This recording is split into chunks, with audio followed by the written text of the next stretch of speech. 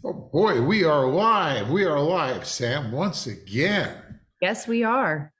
Welcome, everybody, to Carolina Retirement Planners Weekly Happy Half Hour. And if you've just arrived for the first time, I'm David Shakavich. I'm the founder and president of Carolina Retirement Planners. But let me also introduce my partner, uh, Sam Shakavich. Samantha, say hi, Sam. Hi. Sam, now, who do we have stashed away in the background making this all work? Yeah, making all the magic happen is the lovely Miss Amy Dresky, our director of client fun. Hey, Amy. Hi, how are you guys today? We missed you last week. Yeah. I missed y'all too, but it's nice to be back. Nice Nice to to be have you back. back. Yeah. Yeah. Oh, there's my dog. And just for record, Amy, how many of these have we done now? What number is this? Today is number 158. Wow. 158. So we are two into a third year's worth of happy half hours. We started it with when COVID hit, we couldn't meet with folks, get together with things we did, and so we started this, and people seem to enjoy it. So it's been great. Today, what is our subject today, Sam? What to do in a down market. And that seems to be a popular one, you know? I think everybody's expecting a down market, as maybe well they should. Who knows? And we're going to talk a little bit about what to do, but we're also going to talk a little bit about kind of how markets work and how often they happen and how big they are and what they all mean. So we'll get a little educated on the jargon and have some fun with it. So, and what else do we can start in a couple of minutes, but we have a few other things we can talk about. This is what day is this? Ooh, this is a good one.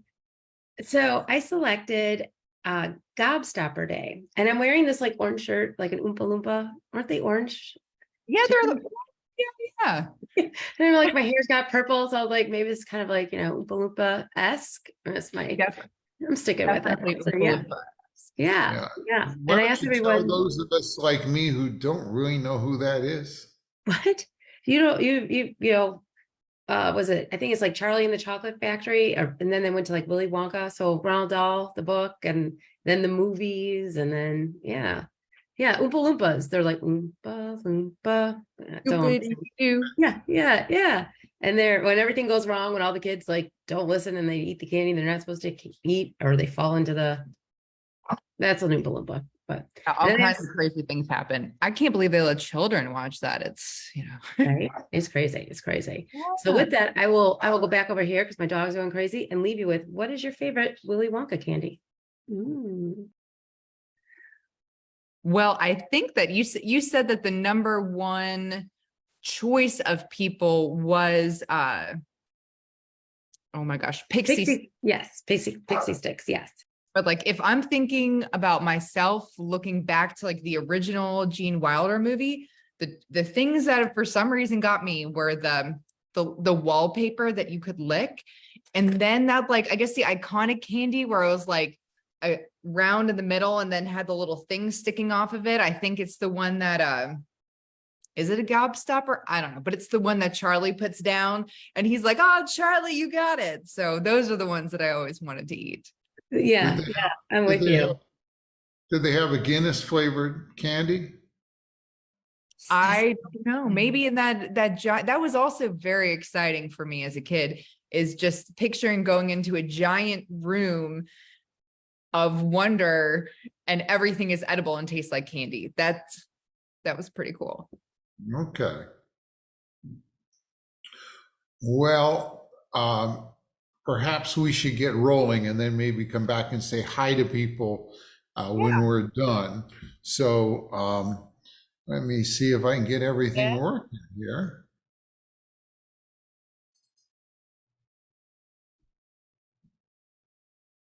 We're talking today about what to do in down markets.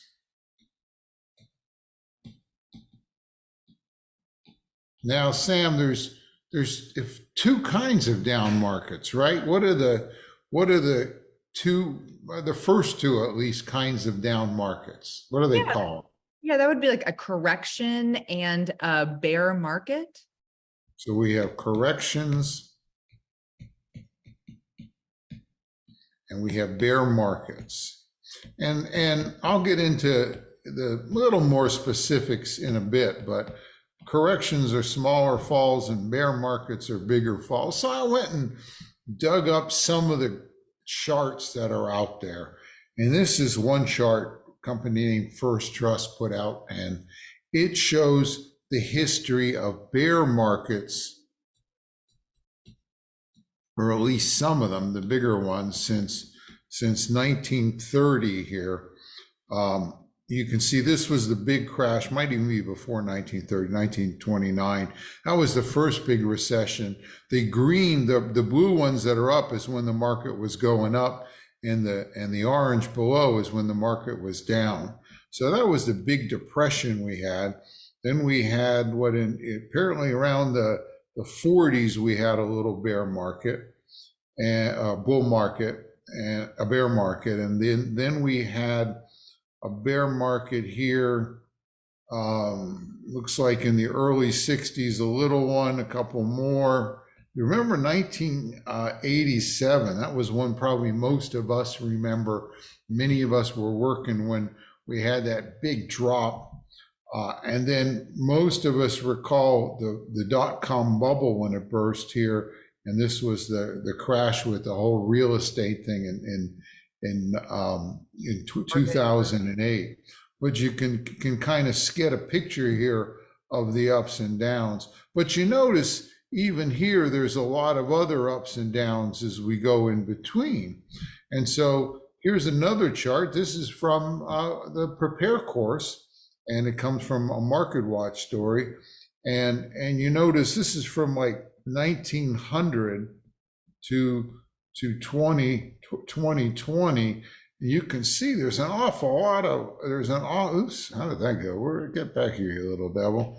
There's an awful lot of, ups and downs as we go around. And the big ups and downs are bears, the little ups and downs are corrections. And if we look at it in a little more detail,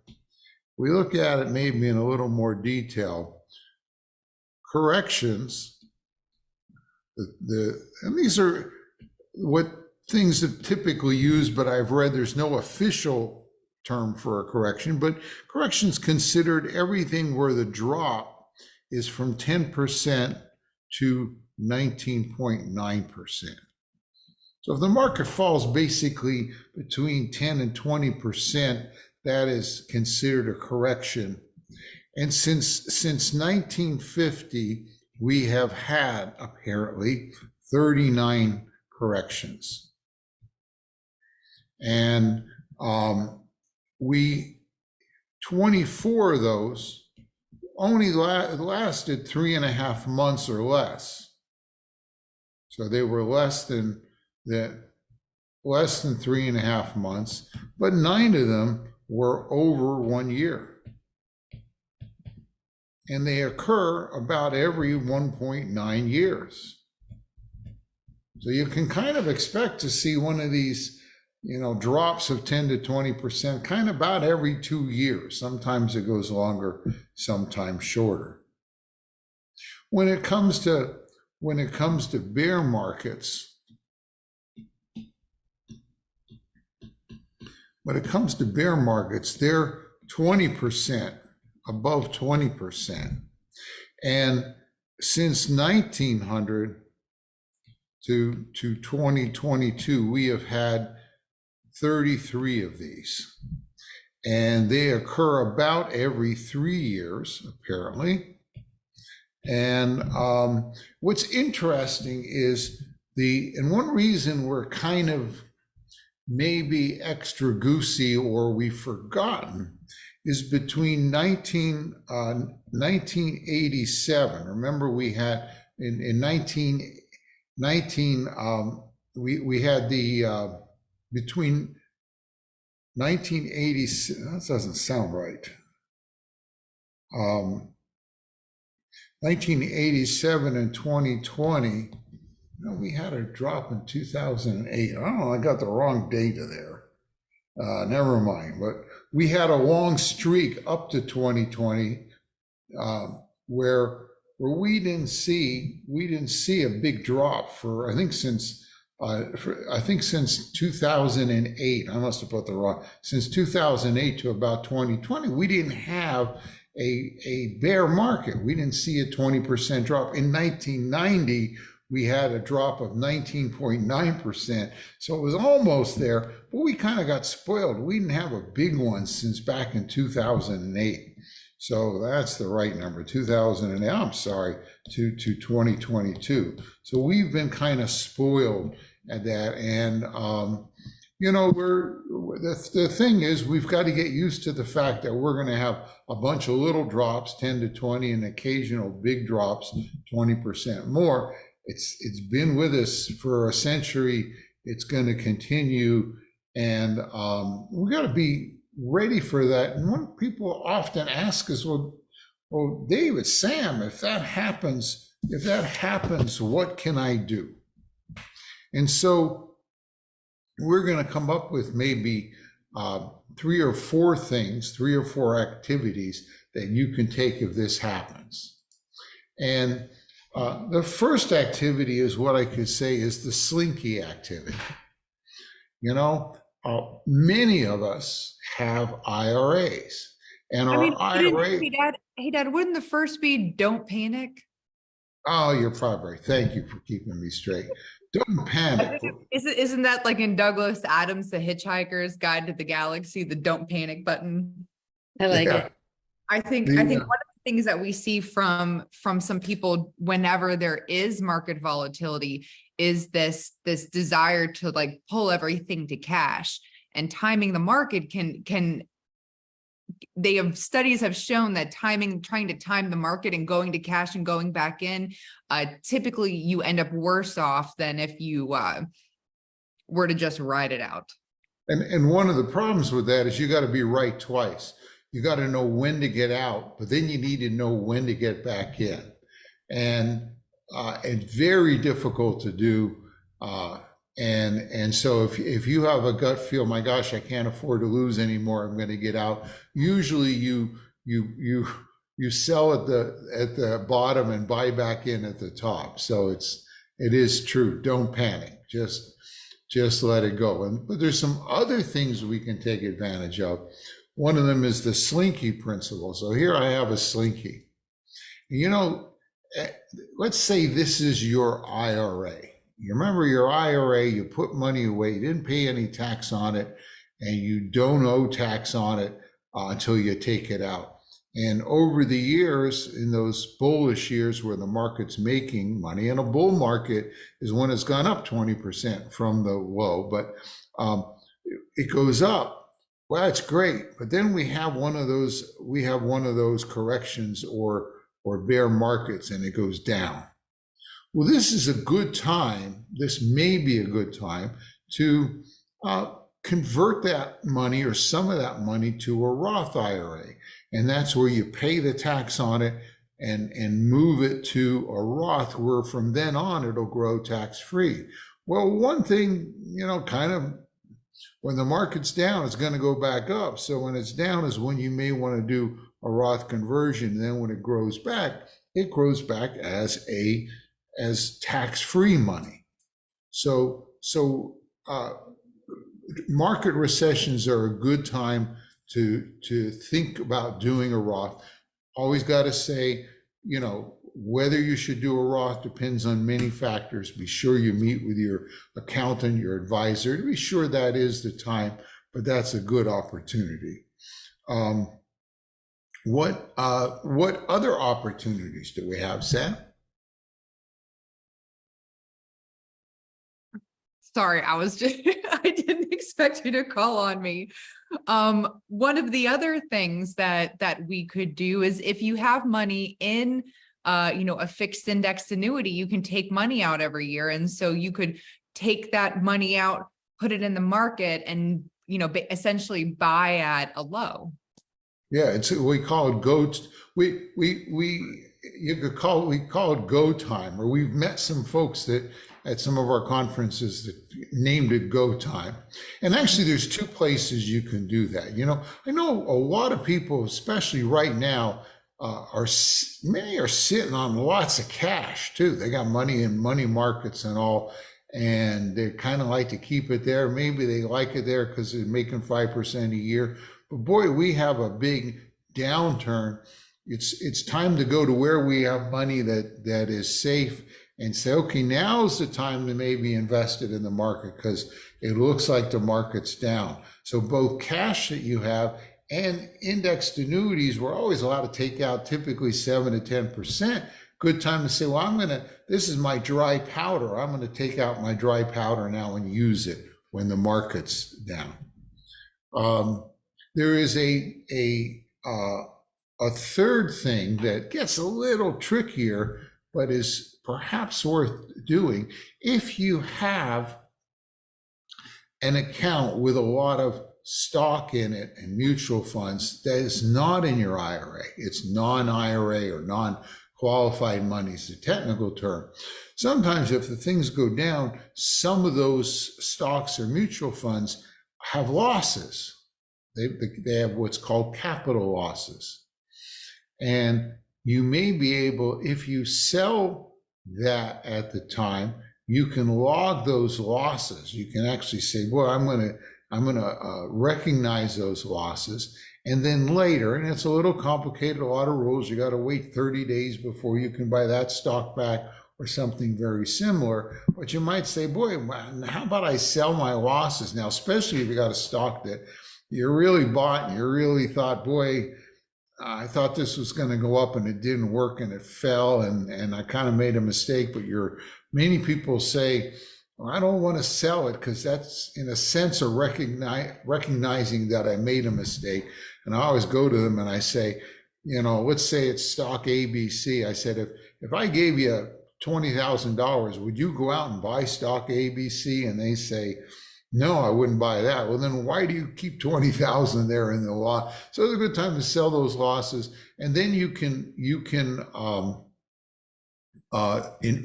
reinvest them, and actually you can sell some gains that you have in stocks, get them to cancel out, use that to offset it, and then 30 days later put it back together again. We go over this a lot in our prepare workshops. A little tricky. You want to make sure you talk to someone about it, but it's a good time to harvest capital losses and either use them to capture capital gains, or you can use it at like 3,000 a year against your other gains on your tax return. So those are, I don't know if that was real, those are some of the things you could do. There are things to take advantage of when the market goes down. Yeah. And when's the next one? Boy, I wish I knew. People keep asking me, do we think what's the market going to do? Sam, we sat in, or I think you sat in on a group of 5 experts from, a lot of the big investment companies, State Street and others. And what were their opinions about, I don't know, 6 weeks ago? What did they say? Oh, it was all over the place. Basically what I gleaned from the whole thing is that even if I'm looking at the people who are, economists at some of the top institutions in the country, they don't have a clear, unified idea of what's going to happen. And if they don't, then, it's kind of anybody's guess. Yeah, because I think 2 of them said, oh, it's going to go up this year. 2 of them said, no, it's going to go down this year. And the 5th one said, I have no idea. I don't know. So you got to just say it is a difficult thing to predict. If someone says they know for sure, they're probably not someone to listen to. I kind of trust the guy that said I didn't know. I'm amazed because the news lately, I keep hearing cases where they say, boy, the market's still going up and we don't understand why. There's a lot of indications it should have fallen, but it just keeps going up. So who knows? But at least we have some things to think about if we do have a correction or a bear market, or when we have a correction in a bear market. So, okay. Well, what else? Anything? Let's say hi to some folks. Oh, by the way, let me mention the giveaways, and I'll mention them again. If I think a lot of you may have already requested this. We have one giveaway is what to do in a down market. This is a publication we have out, and this is one you can get if you request it. We'll send it to you right here, printed on real paper, so you don't have to try to read it on your cell phone. We also have one, 3 things to do now during the market downturn. Now, we're not exactly in a market downturn now, but we'll have one. So you may want to get one of these, put it on the fridge, and then you'll know where it'll be handy to grab next time we see a market correction. And Amy, how do they get those? Oh, it is like so super simple. All they need to do is send an email to Mary at Carolina RP, as in retirementplanners.com, and she'll send it out to them. And if you want to get in contact with us and have a phone call or something like that, particularly those who are clients know how to get a hold of us. But if you're here for the first time, if you go to carolinarp.com, that'll go to our website, and up above you can click on contact, tells you all the different ways to get in touch with us. Carolina Retirement Planners RP.com. So that's what we provided. Yeah, there's even a link in there where they can just go ahead and book directly on your calendar for a quick 15-minute phone call. So I like it. And in a minute, we're going to have a wine drawing, but let's say hi to some folks. Who's joined us already, Sam? We've got Bill here, Bruce here, Paige, hi y'all. Carter and Jay are here, Debbie and Jean, hey everybody.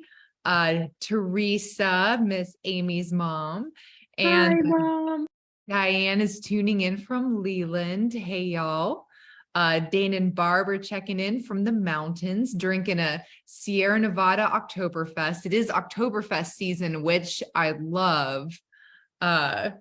Miranda's here, our very own Mary's here. Lynn is here, and she prefers the bottle cap candy. And Kristen's here, Linda's here, and Sylvia's here. So thank you everybody for being here and tuning in. Oh, and Jane and Mike are here. Yep. So if you come and visit with us, always say hi. We can't see if you're here unless you do that. And it's always good to know folks are visiting. And what are we covering next week? Oh, we have a great topic next week. But before we next week topic is going to be Sam. Sam is going to be talking about the 6 secrets for a happy retirement. And it's nice. I like that. It's a good one. So it's always good when Sam, but not anything against you, David, but it's always nice when she does one. So absolutely. But wait, one other thing, I'm going to put it in the comments.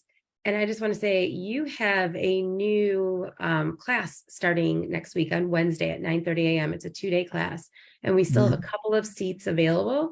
So I feel like if anybody would like more information, I could just post it in there, or they can email us and we'll give them the link. It will be in Brunswick County. It'll be at the North Brunswick campus. Is a building kind of just before you get to Compass Point. Those of you who have taken the workshops and all we've done know that they're not only educational, but we usually keep them interesting, almost entertaining. And you're welcome to come back. But even better, if you have some friends that you think ought to take it. This is the last one in Brunswick County for this year. So if you're here and haven't taken a good time to grab one of those last spots. And it's a nice classroom. I like it. It's a good feel to the place. So me too. They did a lot of renovations in there. It's really nice. Yeah. So it's we enjoy working with our friends there at Brunswick Community College. So okay, what do we have left? One last thing, I think. I think it's our wine drawing. And so if this is your first time joining us, every week we raffle off 2 bottles of wine delivered directly to your door from Fermental Bottle Shop, newly located in the Cargo District in downtown Wilmington. It's a great spot to pop in, enjoy a beer or a glass of wine, and you can take it all home with you as well. But you don't have to do any of that if you win our wine. We will ship it. We will pick bottles curated specifically to your tastes, and we will ship them to you directly. So, and to enter, every week we will send out an email letting you know what our happy half hour topic is that week. And if you respond and, let us know what your favorite Wonka candy is, or say, just get me in the wine drawing, we will enter you in to win. And so, without further ado, the winner of 2 bottles of wine shipped directly to their door is Anne L.